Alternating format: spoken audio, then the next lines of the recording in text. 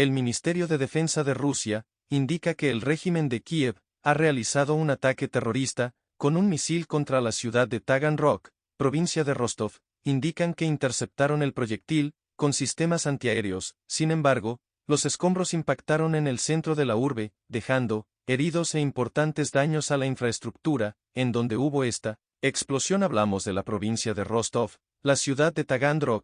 Para que se entienda mejor, Taganrog tiene costa de Mar de Azov, la misma que tiene por ejemplo Mareu, porque está un poco más allá. Entonces lo que dijeron los ciudadanos, lo que publicaron en las redes sociales, es que escucharon una fuerte explosión. De ello habló el Ministerio de Defensa de Rusia. Entonces ellos publicaron un comunicado, un informe, en el que han dicho lo siguiente: el régimen de Kiev ha perpetrado, dice, un ataque terrorista con un misil de defensa antiaéreo, S-200.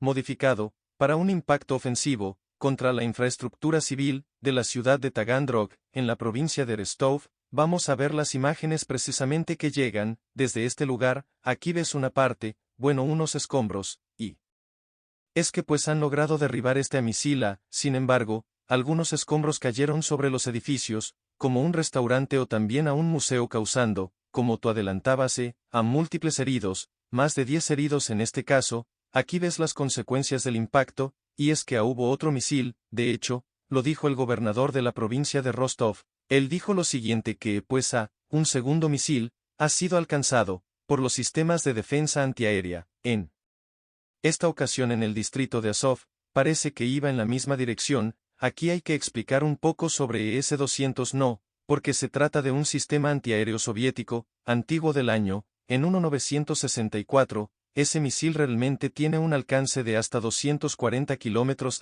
Sin embargo, según estas modificaciones puede llegar más o sea puede alcanzar, o mayor distancia. Entonces, estas modificaciones también hay que preguntarse, ¿quién las hace para poder atacar la infraestructura civil? Pero además, Ucrania está utilizando tecnología moderna, por ejemplo los dron, y ha intentado realizar un ataque, incluso en contra de la provincia de Moscú. Si como ya estamos acostumbrados, otro intento de ataque contra Moscú aquí. Vemos las imágenes. Han logrado interceptar ese dron, que se dirigía hacia Moscú. Sin embargo, aquí ves cómo ha caído sobre el terreno, no hubo daños, lo han comunicado las autoridades. Mientras tanto, hubo otro suceso importante, en la provincia de Zaporozhye, ahí en la ciudad de Atakmake, hubo 3 ataques, con fíjate municiones de racimo, esas municiones que Ucrania dijo que no iba a utilizar. Entonces un ataque causó la muerte de una mujer, otro misil fue derribado, mientras que el tercero simplemente no explotó. Mientras tanto, el Ministerio de Defensa habla de los avances. Si vamos a escuchar, precisamente lo que decía Konosenko, en dirección de Donetsk Sur, el enemigo continuó, intentando romper la línea de defensa de las tropas rusas, utilizando equipos blindados y otra maquinaria pesada. Nuestros efectivos, que mostraron moderación, perseverancia y coraje, repelieron con éxito todos los ataques de fuerzas enemigas, más numerosas. Fueron eliminados hasta 180 militares ucranianos, 5 tanques enruidos, 3 Leopard alemanes, y 2 tanques franceses de ruedas AMX, 17 vehículos de combate de infantería, 2 carros de combate blindados, un sistema de artillería M777, de fabricación estadounidense. El ministro de Defensa de Rusia Sergei Shoigu, en su visita oficial a Corea del Norte, participó en una reunión ceremonial, dedicada al 70 aniversario de la victoria del pueblo coreano, en la denominada Guerra de la Liberación de la Patria. La efeméride fue dirigida por Kim Jong-un, en el Palacio de Deportes de Pyongyang. Ante la ocasión, el ministro de Defensa de Rusia felicitó a los asistentes, además de transmitir las congratulaciones de Vladimir Putin. Después de la reunión, se celebró un desfile militar, en el centro de la capital norcoreana. 27 de julio de 1953 los representantes de Corea del Norte, China y Estados Unidos firmaron un acuerdo armisticio, que puso fin a 3 años de hostilidades activas, en la península de Corea. Oliver Putin dice que el continente africano se está convirtiendo en un centro del poder, y el resto del mundo tendrá que tenerlo en cuenta. En el día clave de la cumbre de Rusia-África, el presidente ruso se reúne con los líderes del continente, para abordar los desafíos comunes y los temas principales de colaboración, como ya lo mencionabas, en esta jornada avanza la cumbre de Rusia-África. Allí en su discurso, el presidente Vladimir Putin ha destacado la importancia del continente africano, como nuevo centro de poder, pero también se refirió a las dificultades o a los retos étnicos y sociales que persisten allí. En África escuchemos las declaraciones: ante nuestros ojos, el continente africano se está convirtiendo en un nuevo centro de poder, su papel político y económico crece de manera exponencial, y todos tendrán que contar con esta realidad objetiva. Es necesario reconocer que la situación, en muchas regiones de África, es todavía inestable, siguen sin resolverse los conflictos técnicos, se mantienen agudas crisis políticas, sociales y económicas. Este es, por supuesto, un pesado legado de la era colonial, la estrategia de divide y vencerás, que fue llevada a cabo en África, por parte de las metrópolis occidentales, pero revisemos otros temas importantes, que se han abordado durante esta cumbre, y tenemos por ejemplo, el intercambio comercial. Vemos como el año pasado, en 2022 alcanzó los 18.000 millones de dólares, y en lo que va de este año esa cifra, ya ha subido en un 35%, también es importante destacar que más de la mitad de las entregas que ha hecho Rusia a África, han sido alimentos, equipos y también maquinarias. Ahora vemos otro punto importante, y es el tema de cooperación y desarrollo energético. Estamos hablando de más de 30 proyectos, con participación rusa, en 16 países africanos, así como el lanzamiento próximo de una zona industrial. En Egipto es importante destacar Mauricio, como algunos mandatarios de África, comparten la visión con Rusia, de cómo se debe defender la soberanía, pero también cómo no doblegarse ante Occidente. Esto es lo que dijeron: debemos rendir homenaje a nuestro pueblo, que está luchando, gloria a nuestro pueblo, victoria a nuestro pueblo. Gracias camaradas, patria o muerte. Es cierto, hay aún una serie de temas pendientes, étnicos por ejemplo, pero también van adelantados en otras esferas, como por ejemplo intercambio comercial. Si un tema importante que se abordó, por ejemplo, es las transacciones comerciales en monedas nacionales, que por supuesto se busca que incluyan el rulo, pero también en cómo fortalecer la infraestructura financiera allí, en África, esto con el fin de garantizar y aumentar la seguridad y la estabilidad en los intercambios mutuos. Otro punto importante que se ha abordado es el tema de los granos. Rusia ha dicho que está lista, que tiene la capacidad, tanto en materia gratuita como comercial, de sustituir el grano ucraniano para países africanos. Es importante también resaltar,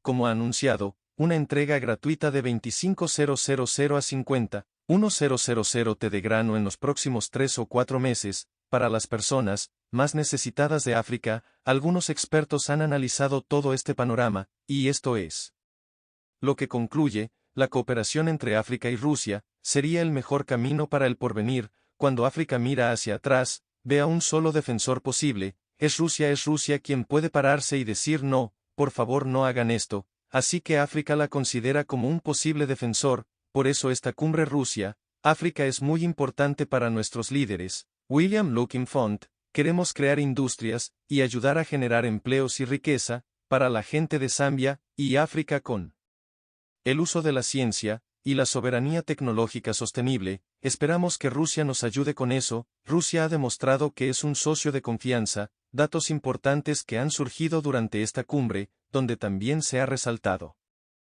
la importancia de la amistad de Rusia y África. Repetida en Rusia es un socio de confianza para África, un valor que se lo ha ganado con el tiempo. Hecho del pueblo ruso, siempre mostró su apoyo a los pueblos africanos, en su lucha contra el colonialismo. Durante la época soviética, varios artistas ilustraron carteles que defendían la soberanía de los países del continente. Veamos, en Níger, el jefe de la Guardia Presidencial Abdurrahman-Chiani se declaró líder del Consejo Nacional para la Salvaguarda de la Patria, instaurado tras el golpe de Estado que derivó la destitución de, hasta ahora presidente Mohamed Bazoum. A través de la televisión nacional, explicó que sus acciones responden al deterioro de la situación económica, a la inseguridad y a la corrupción en el país. Anteriormente, Bazoum contaba con el ejército de Níger para resolver el conflicto, pero los uniformados se pusieron del lado de los golpistas. Ellos ordenaron el cierre de las fronteras, toques de queda,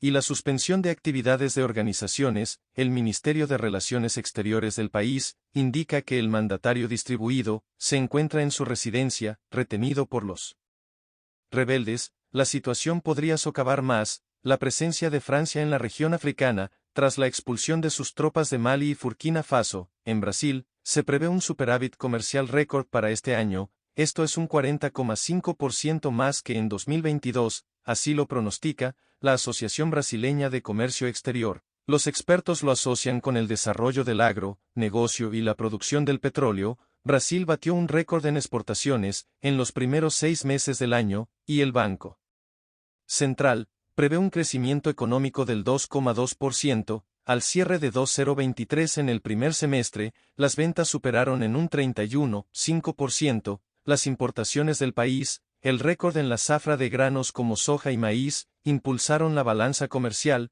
que cerró junio con un saldo positivo de $45,000 millones. La expectativa es que por primera vez, Brasil sobrepase Estados Unidos como mayor exportador de maíz del mundo. En la Compañía Nacional de Abasto, trabajamos con una cifra de exportación de unas 48 millones de toneladas para la cosecha 2022-2023, que representa más de lo que la USDA pronostica para Estados Unidos, con una exportación de unas 45 millones de toneladas. Todo va a depender de la coyuntura, de la evolución de la oferta y la demanda del producto. El gobierno federal tiene una política de garantía de precios mínimos, que busca fijar un precio al productor, que sea suficiente para la compra de materias primas, y que le asegure un ingreso mínimo, que le permita mantener sus actividades, durante épocas de crisis, o de caída de los precios. En los últimos 6 años, Brasil tuvo una participación del 44 al 56%, en la oferta del mercado de soja en el planeta, y Rusia provee 25% de los fertilizantes utilizados por el sector agrícola del país sudamericano. En julio el presidente Lula anunció el Plan Zafra, que incluye unos $73,000 millones en subsidios para los productores, y casi $16,000 millones destinados a la agricultura familiar. En 2010 llegamos a ser la sexta economía mundial. Nuestro país ha retrocedido, no teníamos problemas políticos con ninguna otra nación. Queremos demostrarnos a nosotros mismos, y al pueblo brasileño, que nuestro país puede ser del tamaño que la gente quiera, o será pequeño si pensamos en pequeño. El sector petrolero también contribuyó al resultado favorable en las ventas de la nación al exterior. Además de los granos, en los últimos 20 años, Brasil incrementó casi 6 veces su suministro de crudo en el mercado internacional. El descubrimiento del presal, una capa suroceánica del combustible fósil, descubierta por Petrobras en 2006, durante el primer mandato de Lula, alzó al país en el ranking de las 10 mayores reservas del mundo. Estos dos sectores, agricultura y la industria petrolera, también aportaron para que la economía brasileña tuviera deflación en el mes de junio, cuando se registró una caída promedio de los precios del 0,23%. La elevada inflación en Estados Unidos obliga a los mayores a seguir trabajando, en vez de jubilarse. Según expertos, la tendencia podría agravarse ante la precaria coyuntura económica. Las estadísticas prohíben que en esta década, el número de trabajadores de más de 65 años constituye casi 10% de la fuerza laboral. Las cifras alarmantes agudizan ante la falta de ayuda gubernamental y de fondos públicos destinados a las pensiones. En Estados Unidos, el pago mensual público por jubilación de media no llega a los $1,800. Sin embargo, el gasto de un hogar de un estadounidense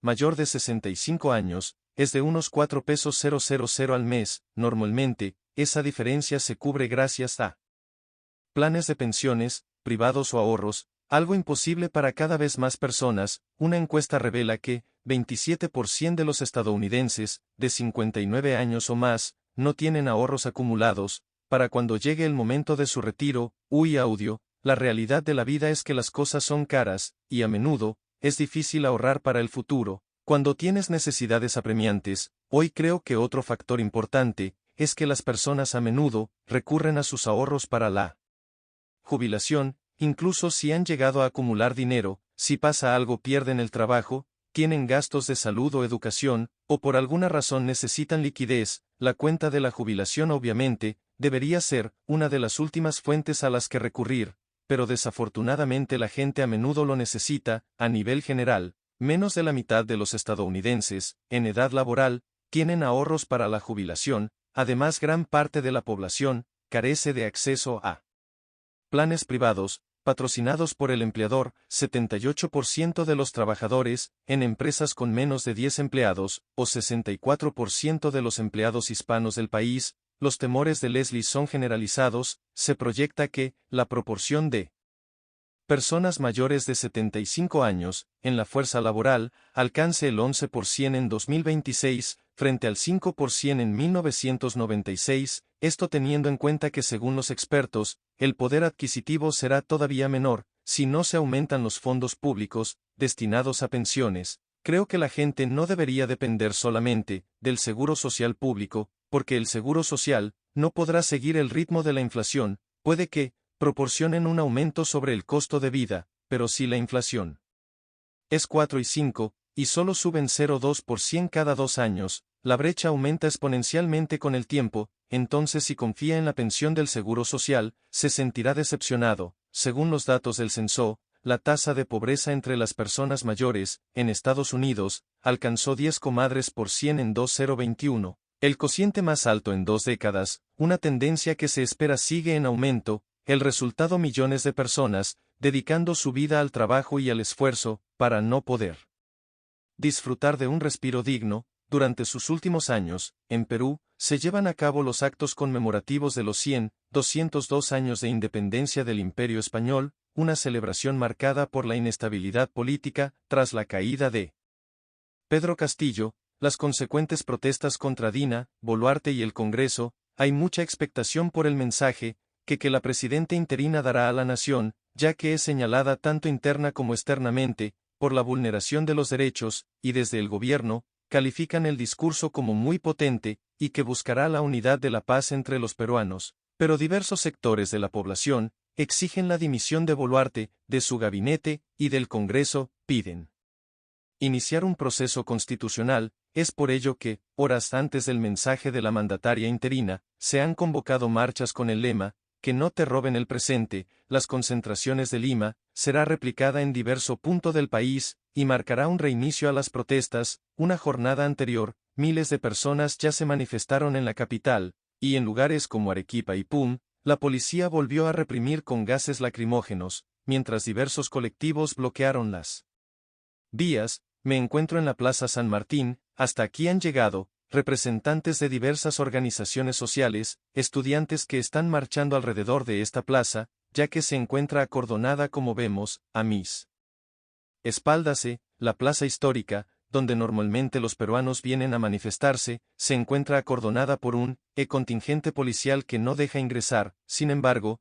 las personas siguen dando vueltas aquí a la plaza. Vemos acá atrás, son diversas las demandas, pero las principales son, prácticamente, que renuncie Dina Boluarte al gobierno, que convoca elecciones generales, y que se haga justicia para los 70 fallecidos en el narco de las protestas. Además de esto, pues según las últimas encuestas, y lo visto en estas multitudinarias marchas de los días anteriores, más del 80% de los peruanos está exigiendo que se vayan todos, no solamente este gobierno, sino toda la clase política representada en el Congreso de la República, que ha formado una coalición mafiosa y estatorial contra el pueblo peruano. No vamos a cesar en nuestra lucha hasta el día que cese esta señora, se retire del gobierno, y cerremos este Congreso y llamemos a nuevas elecciones, para que este pueblo pueda olvidar todos los grandes problemas que tiene. Frente a este gobierno genocida, hemos tenido que venir hasta aquí, porque nuestras provincias no nos escuchan. Entonces, hemos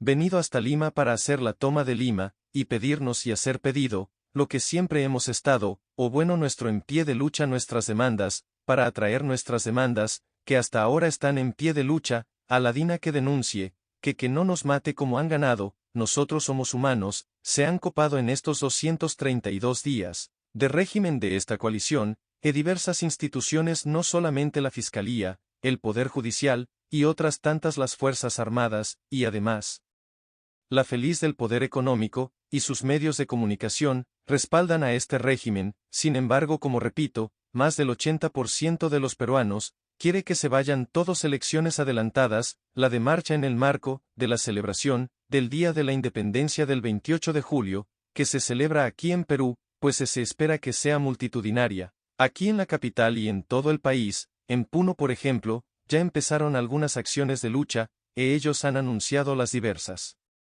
organizaciones, sobre todo la de maestros, que van a tener un paro de 3 días, 27, 28 y 29 de julio, y el día de hoy pues se cerraron todas las carreteras de acceso a la ciudad, entre ellos la carretera interoceánica, y se acordonaron. También el aeropuerto de Juliaca. Estas han sido algunas de las medidas que se han visto el día de hoy.